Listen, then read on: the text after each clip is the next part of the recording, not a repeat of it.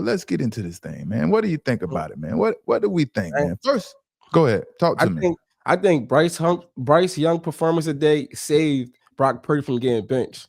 I say that because Brock Purdy threw 3 interceptions in the first half, and they end up scoring 3 points out of that. Right. If the Panthers would have capitalized, putting up touchdowns, they would have been down 21 points, and Brock Purdy still throwing interceptions. I think that would have had them think about putting Mac Jones in the game.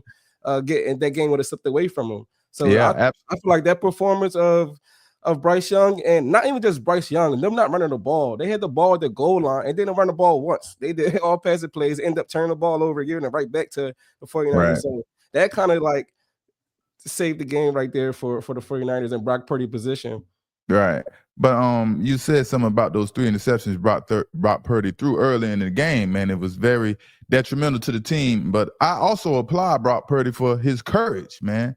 After throwing those three interceptions, he wasn't scared, to keep firing the football down the field. And that's a testament to his confidence, that Brock Purdy has, playing football. You have to have that mindset of what have I done lately, and you have to be able to forget very quickly. You have to have that, it's just like that girlfriend that you need to get your mind off of. That's the type of mindset you got to have playing any position in football. You have to be able to forget about the past very quickly. And that's what it seems like the mindset that Brock Purdy has, man. His confidence, in this game, he has a lot of confidence, but at the same time, his confidence wasn't matching his reality. He was slinging that ball left and right. And after he threw 1 interception, I knew he didn't think he was going to throw 2. And he kept firing. And then he didn't think he was going to throw 3. And he kept on, slinging the football with that confidence. Sure. But they made him pay for it. And Carolina Panthers, man, the Carolina Panthers defense, I think they're a little underrated. Just like as you said, if Bryce Young plays a lot better, a lot of things change in this game. Carolina Panthers defense was holding Brock Purdy and making all those turnovers. Like you said, 3 turnovers in the first half. And then, like, Carolina Panthers unable to score, on turnovers after downs.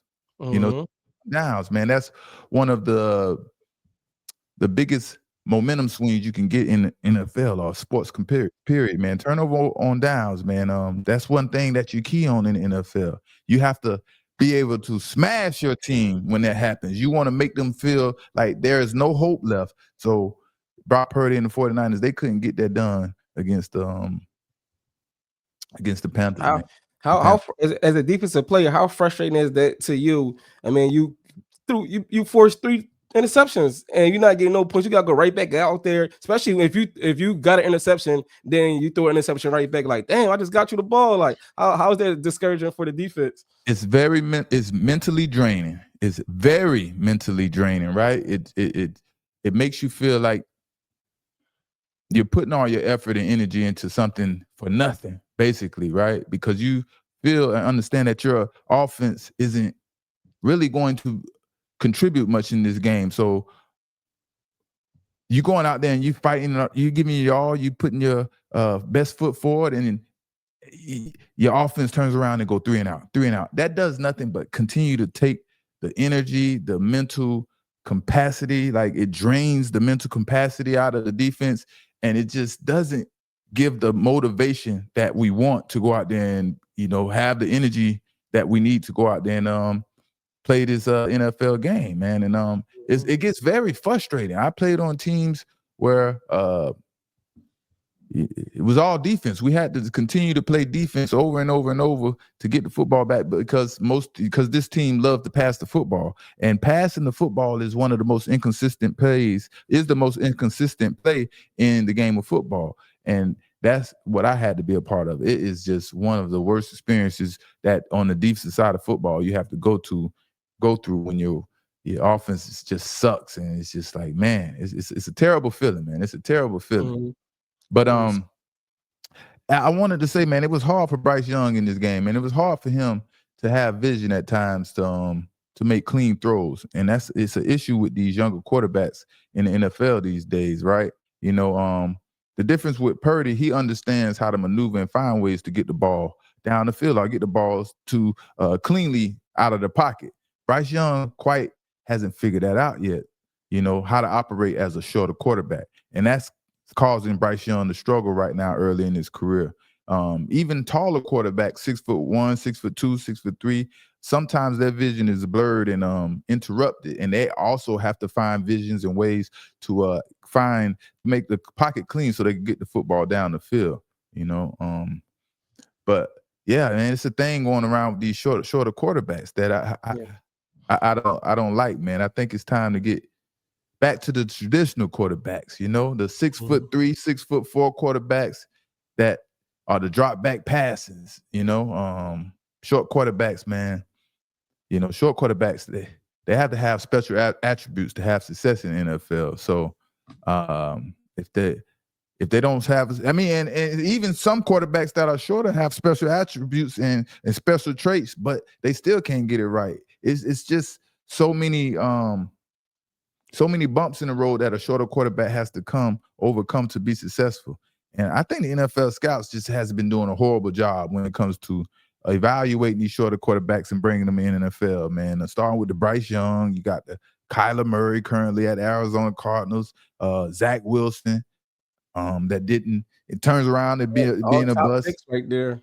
Being a bust for the New York Jets. And, it's some more, man. There are a few more. But I think it's time to get back to the traditional 6'4", 6'3", drop back quarterbacks. You know what I mean? But yeah. Panthers didn't help Bryce Young at all either with just 9 rushing attempts. You got 2 good running backs back there, man. I feel like could have made the game a little bit easier for Bryce Young because they can run the ball and they just they just refuse to do it.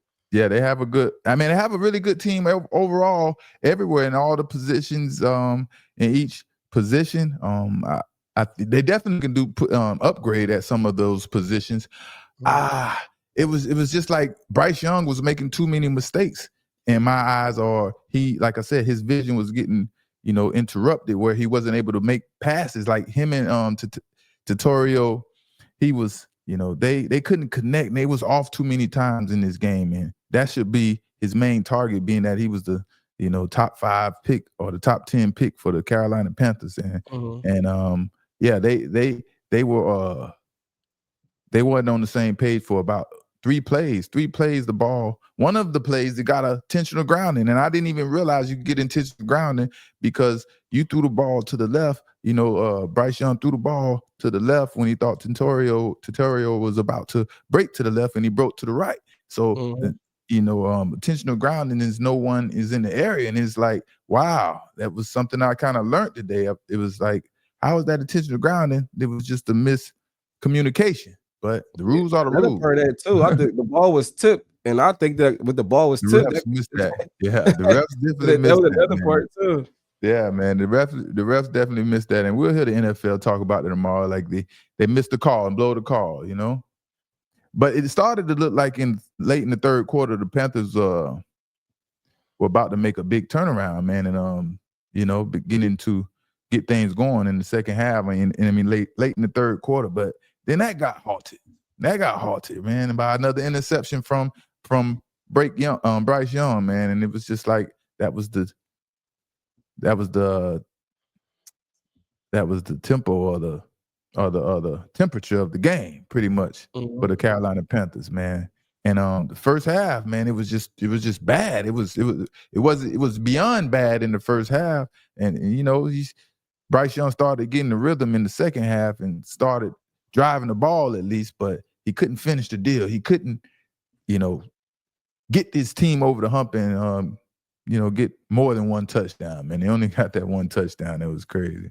Yeah. But I am impressed and I am proud of the Carolina Panthers and whatever they're doing different, man. Because I remember at one point in the year, the ticket sales were about $6 for ticket sales, and don't quote me on that, but it was no, that's true. It was something around that range, and the stadium was empty. No one was interested in the Carolina Panthers because it was that bad, starting with Bryce Young and everyone else, man. Everything from the coaches to the ownership was bad. But now, man, the Panthers, man, they have made a big turnaround, and from the beginning of the season to now, so that's a plus, man. And whatever they're doing the things correctly, So I was happy to see that they can compete with San Francisco tonight because usually, or in the beginning of the season, we would never have thought that Carolina Panthers can even play close to the level as San Francisco 49ers, Right. you know? Like, even competing for first place in the NFC South, they would have won today. They Right, would have been in first place. Nobody didn't expect that.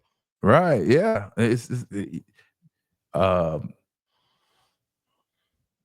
they still have a chance to be number one in to win the division, the NFC South, right? They still Yep. have a chance It's to a good win the chance. division. If they would have won today, they would have been number one. As crazy as it sounds, the Carolina Panthers would have been number one in the NFC South over the Atlanta Falcons, the Tampa Bay Buccaneers, and the Saints. Now, don't get it twisted. They still could end up number one. The Carolina Panthers play the Tampa Bay Buccaneers the two straight times, not two straight times, but two times within 3 weeks of the last 3 weeks of the season. And that is going to probably determine who is going to be the number one, the champion in NFC South. And if Carolina Panthers end up making it to the playoffs, man, that is going to be a huge shocker and a huge surprise to a lot of people, man. It's going to be For a huge sure. I don't think surprise. nobody called this one right here. Nobody called this one, man. Nobody called this one. But I mean, man, in reality, man, I mean, Bryce Young, man, he looks like a nice guy and a cool dude and all those good things, man. But and I know he had a career game against Atlanta Falcons last week, throwing for over 400 yards and whatnot. But I don't know if Bryce Young is the guy, man. I don't know if he is the guy for the Carolina Panthers to turn things around and make this team better. The team is good without Bryce Young. I don't know if he's going to if he's the guy to make them better. Mm-hmm. You know, so we'll see how that goes for the Carolina Panthers. But that will be interesting when they play the Tampa Bay Buccaneers, man, for that number one spot, man. 2 times in 3 weeks, man. That's very hard to do. Beat a team 2 times in 3 weeks, no matter who team it is, you know. So Exactly. yeah. But Panthers failed this game, man, not being able to score from turnovers, you know, off downs, turnover on downs, man. And that ultimately what killed the Panthers tonight, man. They wasn't able to capitalize on those turnovers, and they let Brock Purdy and the rest of the crew eventually, Christian McCaffrey, you know, they let the rest of the crew eventually creep back up and get those touchdowns, and Bryce Young and the Panthers couldn't keep up, man. So game is over. Game is over, man. Speaking of Christian McCaffrey, he had 9 touches on the first drive. They was making sure he could do the ball.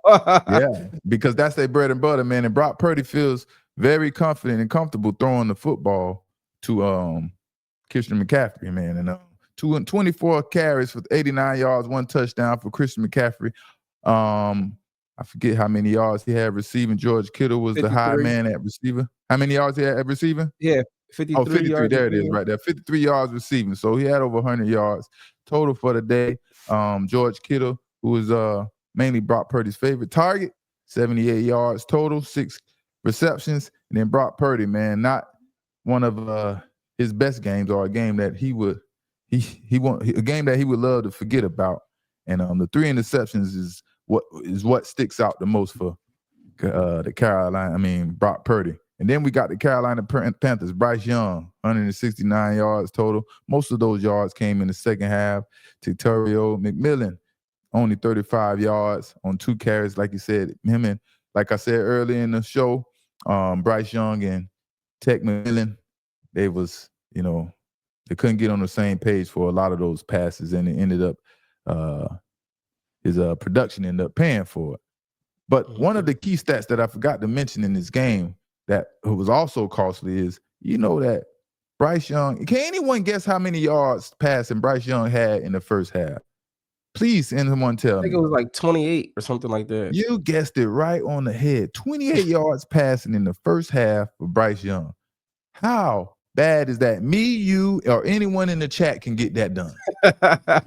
I promise you. Me, you, anyone in the chat, you pick them out. We can get that done somehow, some way. Get the offensive coordinator. He'll figure out some plays to fit our strengths and make us be able to pass for 28 yards. I can promise you that, man.